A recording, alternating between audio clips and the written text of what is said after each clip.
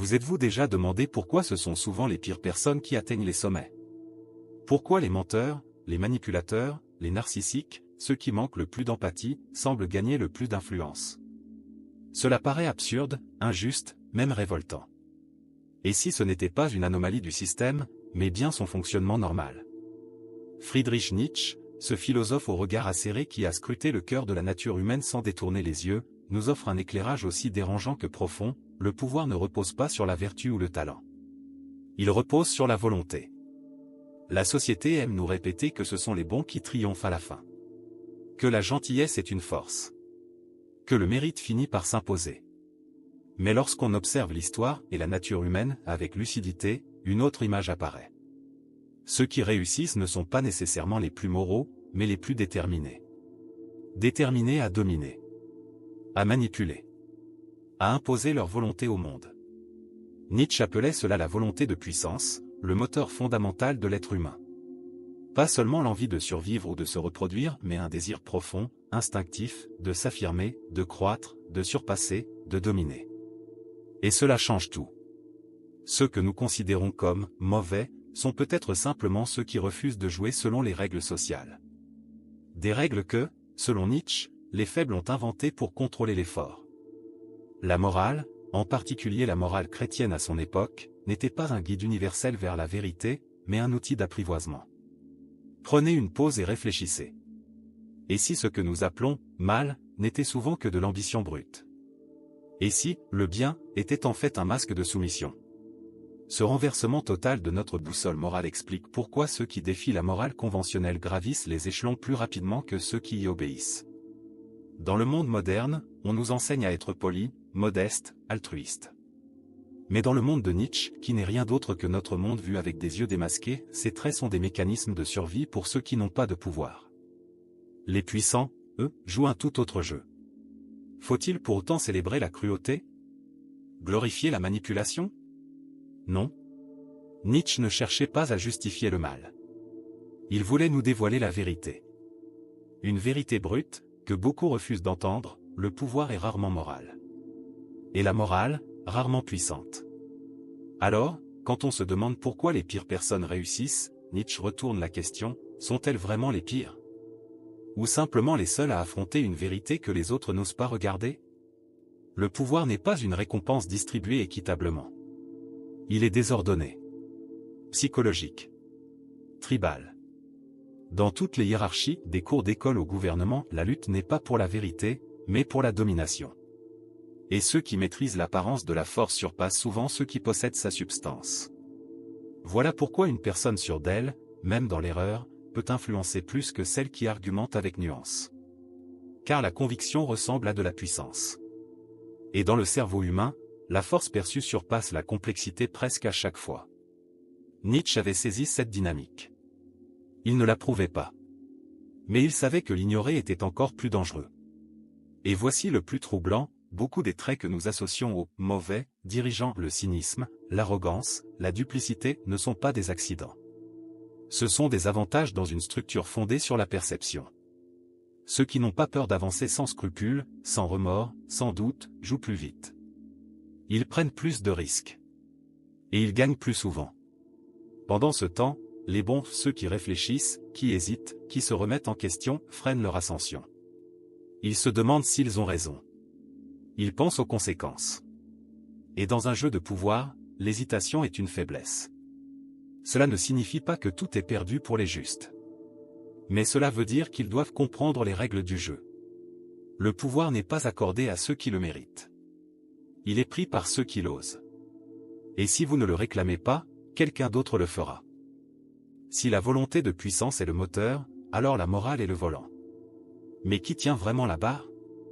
Nietzsche a introduit les concepts de morale des maîtres et de morale des esclaves pour expliquer la manière dont les sociétés définissent le bien et le mal. Ce sont parmi ces idées les plus puissantes, et aussi les plus incomprises. La morale des maîtres vient des forts, des confiants, de ceux qui s'affirment. Pour eux, le « bien » signifie la puissance, la beauté, la force, la vitalité. C'est l'affirmation de la vie, l'accomplissement de soi. Aucune honte à être grand. La morale des esclaves, au contraire, naît des faibles, des opprimés, des envieux. Elle retourne les valeurs des puissants. Les forts deviennent des méchants. Les humbles, les soumis, les obéissants sont élevés au rang de bons. Cela vous rappelle quelque chose?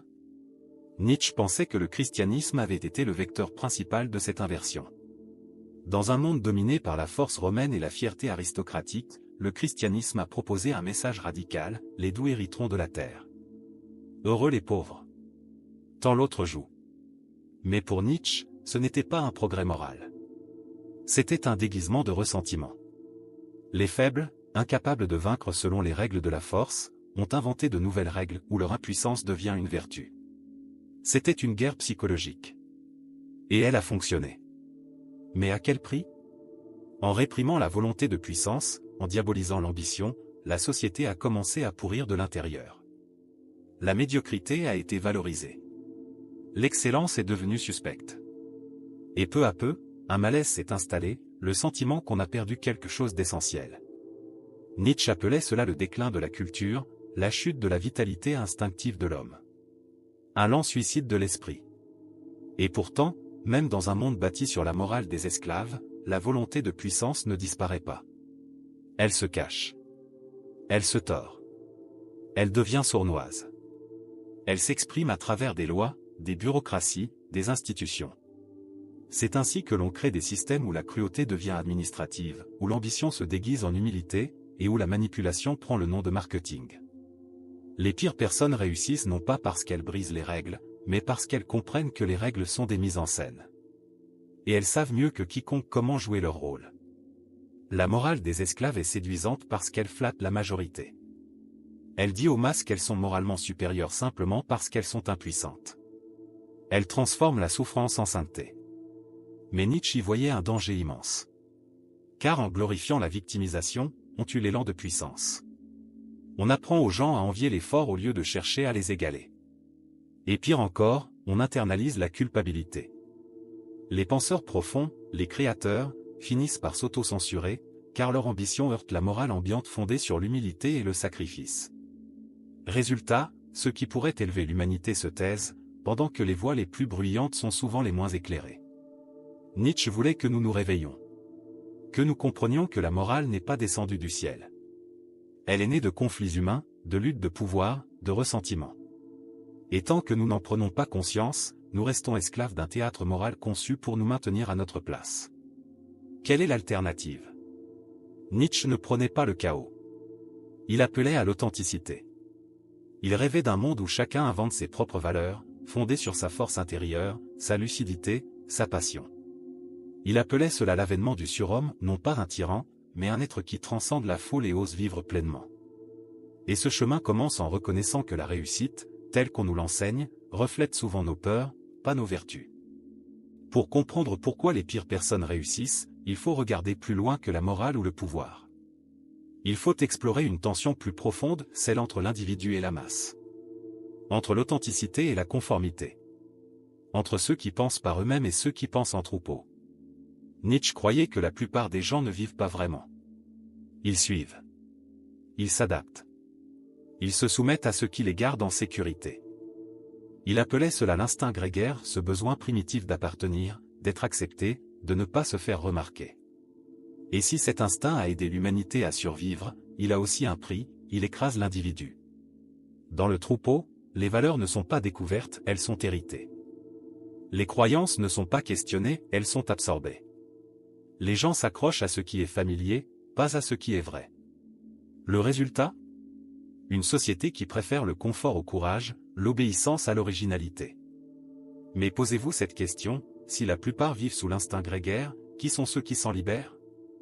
Qui osent s'élever au-dessus de la masse pour dire « Non, je ne vivrai pas à genoux » Ce sont généralement ceux qui dérangent. Ceux qui refusent de jouer le jeu. Et souvent, ils sont vus comme une menace pour le troupeau. C'est pourquoi les leaders, les créateurs, les penseurs, voire les génies, sont si souvent incompris, rejetés, voire diabolisés. Mais tout cela se complique encore. Tous ceux qui s'élèvent au-dessus de la masse ne le font pas avec noblesse. Certains le font par manipulation. Ils comprennent que le troupeau cherche la sécurité plus que la vérité et ils l'exploitent. Ils vendent des illusions. Ils reflètent les peurs collectives. Ils se présentent comme des sauveurs, tout en servant leurs propres ambitions. Dans le monde de Nietzsche, ces individus ne sont pas « mauvais » au sens classique. Ce sont ceux qui comprennent les règles réelles du jeu et qui les utilisent. Rappelez-vous, le troupeau ne veut pas être challengé. Il veut être rassuré. Il veut des leaders qui lui renvoient ses propres croyances, même si elles n'ont aucun fondement. Voilà pourquoi le charisme bat la compétence. La certitude bat la nuance. Le populisme bat la philosophie. Le troupeau veut qu'on lui dise ce qu'il croit déjà, mais plus fort. Nietzsche craignait cette dynamique, car elle conduit à une société où la médiocrité est érigée en modèle. Où la sagesse réelle est remplacée par des slogans. Où le pouvoir est remis à ceux qui parlent la langue de la foule, pas celle de la vérité. Et pourtant, Nietzsche ne haïssait pas le troupeau. Il le plaignait. Il voyait en lui un ensemble d'êtres perdus, non pas mauvais. Leur instinct d'appartenance était compréhensible. Mais sans conscience, il devenait dangereux. Car lorsque le troupeau se retourne contre vous, il ne vous contredit pas, il vous dévore. Posez-vous la question, avez-vous déjà retenu une vérité par peur qu'elle ne soit pas bien reçue? Avez-vous déjà vu quelqu'un être attaqué non parce qu'il avait tort, mais parce qu'il était différent? C'est l'instinct grégaire à l'œuvre. Le besoin d'uniformité, même si cette uniformité mène à l'absurde. Alors, comment les pires personnes s'en sortent-elles? Parce qu'elles jouent sur les deux tableaux.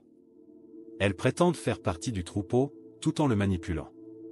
Elles exploitent la peur de la différence, tout en osant se placer au-dessus. Nietzsche pensait qu'un seul type d'être humain pouvait résister à cette pression, l'esprit libre. Pas un rêveur, mais un rebelle intérieur. Quelqu'un qui pense au-delà des dogmes de son époque. Qui ose remettre en question non seulement ce que les gens croient, mais pourquoi ils le croient. L'esprit libre vit sans masque. Sans dogme. Sans avoir besoin de l'approbation du troupeau. Et c'est pour cela qu'il fait peur. Non parce qu'il veut détruire, mais parce qu'il risque d'éveiller. Et soyons clairs, s'éveiller n'est pas confortable. La plupart des gens ne veulent pas la vérité. Ils veulent la paix. Ils ne veulent pas être secoués, ils veulent être bercés. Ainsi, quand quelqu'un parle avec une vraie lucidité, cela dérange. Le troupeau y voit de l'arrogance. De la provocation. De l'hérésie. Nietzsche a dit, celui qui a un pourquoi peut endurer tous les comment. L'esprit libre trouve son pourquoi non pas dans l'imitation, mais dans le dépassement. Mais le monde ne l'accueille pas à bras ouverts. Il le résiste. Il le repousse. Et voilà l'ironie tragique, ceux qui pourraient faire avancer le monde sont souvent ceux que le monde rejette. Tandis que ceux qui exploitent le troupeau sont élevés comme des héros, alors qu'ils ne servent qu'eux-mêmes. Nietzsche n'a jamais promis que ce chemin serait facile. Il n'a pas offert de recette. Mais il a tendu un miroir. Et il a dit, regarde bien. Si tu choisis la sécurité du troupeau, tu vivras peut-être tranquille. Mais si tu veux vivre libre, tu devras marcher seul. Et dans cette solitude naît une puissance que le troupeau ne pourra jamais comprendre. Si le pouvoir est le jeu, et la morale le script, alors que regardons-nous vraiment? Pour Nietzsche, c'est une mise en scène. Une immense pièce de théâtre où les apparences comptent plus que la vérité. Et ce n'est pas qu'une image. Nietzsche croyait que la société nous forme à porter des masques moraux, à paraître gentil, humble, juste. Pas forcément pour être ces choses, mais pour les afficher. Et dans un monde obsédé par les apparences, la représentation finit par prendre le pas sur l'essence. Réfléchissez, combien de personnes connaissez-vous qui projettent une image de vertu, mais agissent par pur intérêt? Combien de dirigeants prêchent l'intégrité tout en marchant sur les autres? Combien d'entreprises parlent de « valeur » tout en ne poursuivant que le profit? Nietzsche voyait cela partout. Pour lui, notre culture moderne est noyée dans l'hypocrisie, les gens disent une chose et font l'inverse. Et pire encore, ils croient à leur propre comédie. C'est ce qu'il appelait la duperie de soi. Non seulement mentir aux autres, mais se mentir à soi-même. Se convaincre que sa conformité est de la morale. Que son obéissance est de la sagesse. Que sa lâcheté est de la compassion. Nietzsche pensait que cette fracture entre ce que nous sommes et ce que nous prétendons être est la véritable maladie du monde moderne. Et ceux qui maîtrisent le masque, qui le manipulent consciemment, montent en haut de l'échelle. Non pas parce qu'ils sont sages, mais parce qu'ils comprennent la foule. Et cette foule, qu'est-elle? Le troupeau. La masse.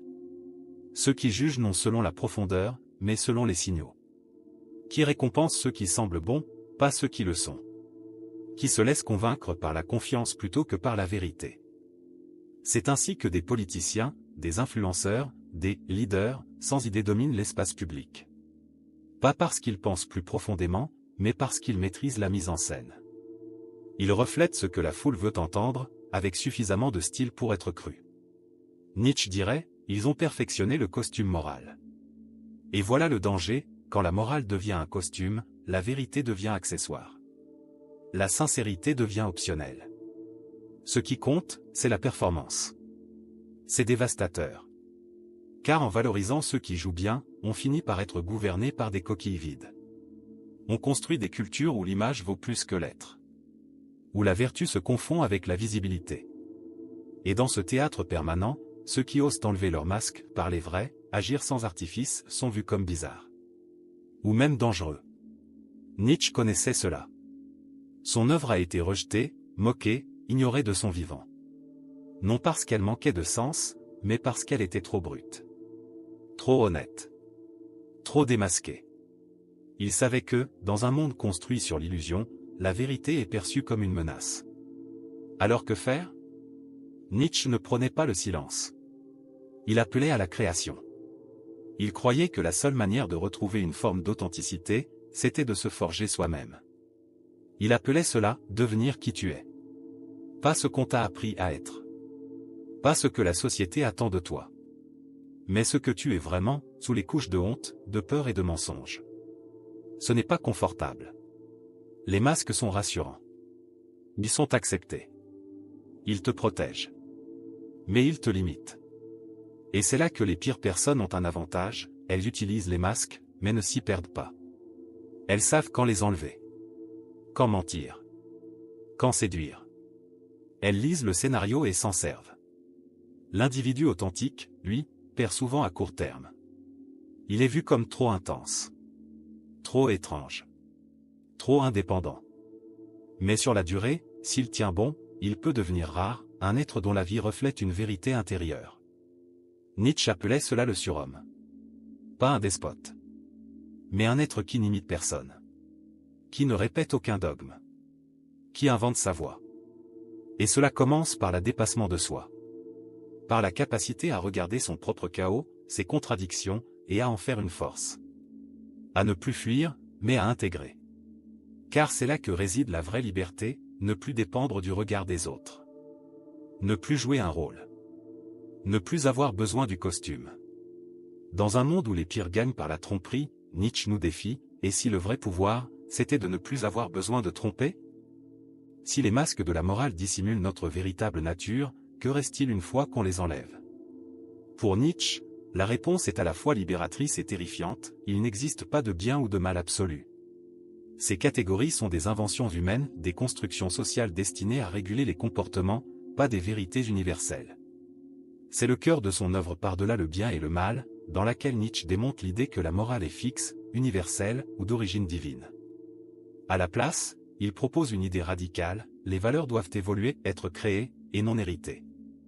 Cette idée dérange. Nous voulons croire que certaines choses sont indiscutablement bonnes ou mauvaises. Que la morale est un compas ancré dans la réalité.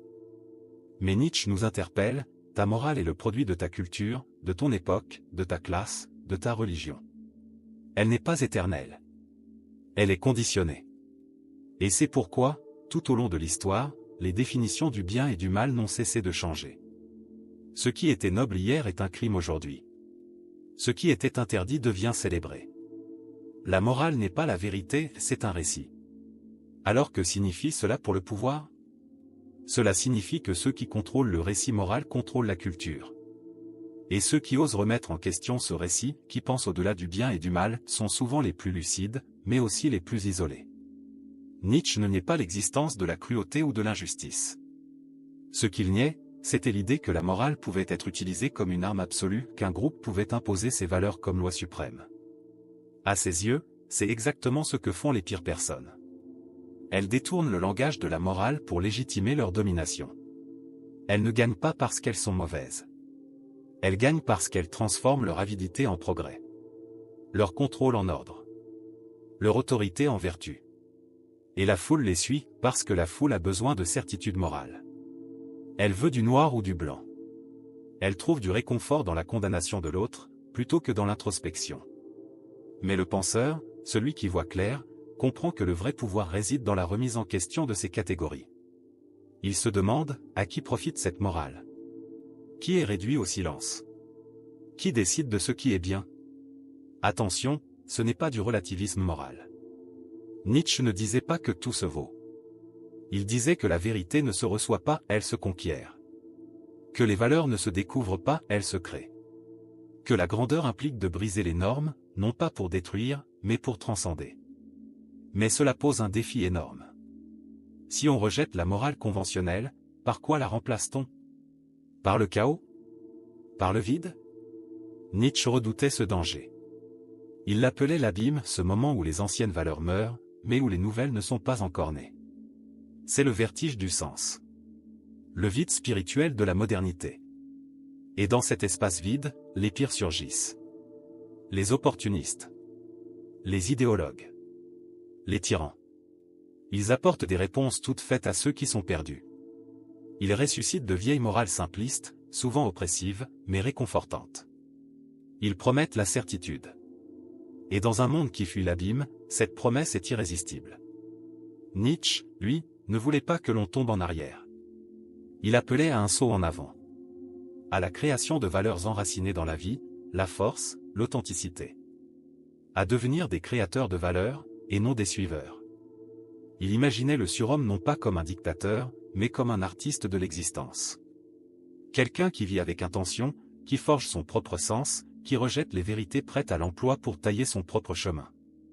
Ce n'est pas facile. Cela demande du courage. De la lucidité. De la discipline. Et surtout, la capacité de supporter d'être seul. Car lorsque tu cesses de chercher l'approbation, tu perds la foule. Lorsque tu questionnes les croyances héritées, tu perds ton confort. Et lorsque tu crées ton propre code, tu deviens vulnérable. Mais tu deviens aussi vivant. C'est ce feu existentiel que Nietzsche voulait allumer. Pas pour nous apaiser, mais pour nous réveiller. Pour nous pousser à quitter la complaisance et à entrer dans le processus dangereux, exaltant, parfois douloureux, du devenir. Il croyait que notre époque souffre, non pas d'un manque de savoir, mais d'un manque de courage. Le courage de voir. Le courage de parler. Le courage d'agir. Le courage de devenir. Et c'est là que ton chemin commence. Pas en changeant les autres. Pas en corrigeant le système. Mais en te construisant de manière à ce que le système ne puisse pas te briser. Voilà le secret que les pires ont compris, en façonnant la perception, on façonne le pouvoir. Mais Nietzsche allait plus loin, en te façonnant toi-même, tu façonnes le futur. Si les pires réussissent en manipulant les autres, Nietzsche croyait que la véritable grandeur vient de la maîtrise de soi. Mais il ne s'agit pas ici de discipline ou de contrôle au sens banal. C'est bien plus profond. C'est une transformation intérieure. Nietzsche appelait cela le dépassement de soi, la capacité à se transformer, encore et encore, en une version plus élevée de ce que l'on est destiné à devenir. Et cela commence par une confrontation. Pas avec la société. Pas avec les ennemis. Mais avec soi-même. Avec ce que Nietzsche appelait l'ombre, toutes les parties de nous que l'on nie, que l'on refoule, ou que l'on prétend ne pas voir. Nos peurs. Notre égoïsme. Notre colère. Notre envie. Le dépassement de soi commence par l'acceptation. Non pas la complaisance, mais la lucidité. Regarder son chaos en face, non pour le fuir, mais pour le transformer. La plupart des gens évitent ce face-à-face. Ils cherchent des coupables. Des distractions. Des excuses. Il est plus facile de blâmer que de se responsabiliser. Mais Nietzsche affirmait que le vrai pouvoir ne se trouve pas. Il se forge. Il écrivait, il faut encore porter en soi un chaos, pour pouvoir mettre au monde une étoile dansante. Ce chaos, c'est notre matière première. Si nous l'ignorons, nous devenons des copies. Si nous l'embrassons, nous devenons des créateurs. Comment alors commence-t-on ce chemin? Nietzsche ne donne pas de recette. Il n'y a pas de méthode miracle. Mais il laisse des indices. D'abord, il faut prendre conscience de nos conditionnements. Ces croyances que nous avons héritées de l'école, de la religion, des médias sans jamais les remettre en question. La majorité des gens vivent avec des valeurs qu'ils n'ont jamais choisies. Nietzsche dit, remets tout en question. Surtout ce que tu tiens pour sacré. Ensuite, il faut apprendre à supporter la solitude. Pas seulement l'isolement physique, mais l'indépendance morale et intellectuelle. Avoir le courage de croire en ce que personne d'autre ne voit encore. Marcher seul sans perdre foi. Troisièmement, il faut cesser de chercher la validation. Nietzsche voyait cela comme une prison mentale. Tant que tu vis pour être approuvé, tu trahis ton essence. Tu portes des masques. Tu te perds. Et tu oublies ta propre voix. Enfin, il faut embrasser le devenir. Comprendre que l'on n'est jamais fini, jamais arrivé. Que le dépassement de soi est un processus permanent. Une création continue. Mais voici le paradoxe, ce chemin ne garantit pas le succès. Il te rendra peut-être moins populaire. Moins compris. Moins aimé. Alors pourquoi le suivre? Parce que l'autre option, c'est la mort intérieure. Une vie de résignation. De rancune. De rêves étouffés. Nietzsche croyait que même si le monde te rejette, même si tu échoues selon ses standards, vivre selon ta vérité est la seule vraie victoire. Se dépasser, ce n'est pas devenir quelqu'un d'autre. C'est cesser d'être ce que tu n'es pas. C'est brûler les couches fausses et révéler quelque chose de brut. D'unique. De vrai. Et ce pouvoir-là ne peut être volé. Il ne dépend d'aucune foule. Il ne se mesure ni en likes, ni en argent, ni en titres. Il vient de l'alignement. Quand tes actes correspondent à tes valeurs. Quand ta voix est la tienne. Quand ta vie est une œuvre et non une imitation. C'est un pouvoir que les pires ne connaîtront jamais. Car leur ascension repose sur l'illusion. Sur la manipulation. Sur le regard des autres. Le pouvoir de celui qui se maîtrise, lui, est invincible. À l'approche de la fin de ce voyage, Nietzsche nous lance un dernier défi. Le monde peut exalter les pires, mais ta mission n'est pas de leur ressembler. C'est de t'élever au-dessus d'eux. Non pas en les écrasant, mais en te surpassant. Et cela commence aujourd'hui. Tout au long de ce voyage, nous avons exploré pourquoi les pires personnes semblent réussir. Non parce qu'elles sont nobles, mais parce qu'elles manipulent la morale, jouent avec les apparences, exploitent le troupeau et fuient l'authenticité. Mais maintenant que nous voyons tout cela, que fait-on de cette vérité? Nietzsche ne nous invite pas à sombrer dans le cynisme. Il ne nous pousse pas à l'amertume. Au contraire, il nous lance un défi. Le plus grand de tous, la volonté de créer. Il croyait que l'humain avait deux choix, réagir ou créer. Le réactif vit dans le ressentiment. Il critique, il juge, il détruit. Il se définit par ce qu'il combat. Mais le créatif? Il bâtit. Il façonne. Il engendre du neuf. Il ne se contente pas de rejeter, il invente. Et c'est cela, le dernier appel de Nietzsche, peux-tu devenir un créateur de valeur? Cela ne signifie pas simplement être original. Cela veut dire vivre selon un code que tu as toi-même forgé. Cela veut dire devenir l'exemple de ce que tu crois, même si personne ne te suit. Cela veut dire incarner, pleinement, les vertus que tu veux voir dans le monde. Face à la montée de la médiocrité, Nietzsche ne prône pas la fuite, il appelle à l'élévation. Il veut l'émergence du surhomme, non pas comme un dictateur, mais comme une lumière. Quelqu'un qui ose exister sans se référer au troupeau, sans besoin d'approbation, sans copier ce qui existe déjà. Pour cela, il faut lâcher la morale des esclaves.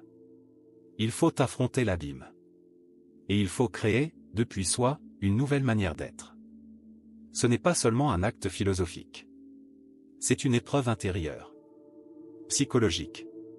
Spirituelle. Et elle fait peur.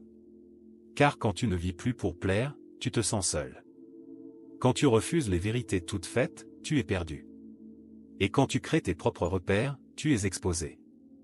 Mais tu es aussi libre. Voilà ce que Nietzsche voulait allumer en nous, pas une paix confortable, mais un feu créateur. Une force qui refuse l'imitation. Une flamme qui transforme la douleur en sang, la solitude en vision, le chaos en beauté. Il croyait que notre époque étouffe, non par manque d'information, mais par excès de conformisme. Et que le seul antidote est la création de soi. C'est là que ton voyage commence. Pas pour transformer le monde d'un coup. mais pour devenir celui ou celle que le monde ne pourra plus ignorer. Les pires peuvent gagner la partie. Mais toi, tu peux en changer les règles. Et ce changement commence là où les autres s'arrêtent, en toi. Tu n'es pas ici pour obéir. Tu es ici pour transcender. Tu n'es pas ici pour répéter. Tu es ici pour devenir. Nietzsche ne voulait pas qu'on le suive. Il voulait qu'on le dépasse. Pas en mots. En actes. Et si tu ressens en toi une force qui brûle, une vérité qui dérange, une voix qui appelle, alors il est temps. Pas de plaire. Mais de créer.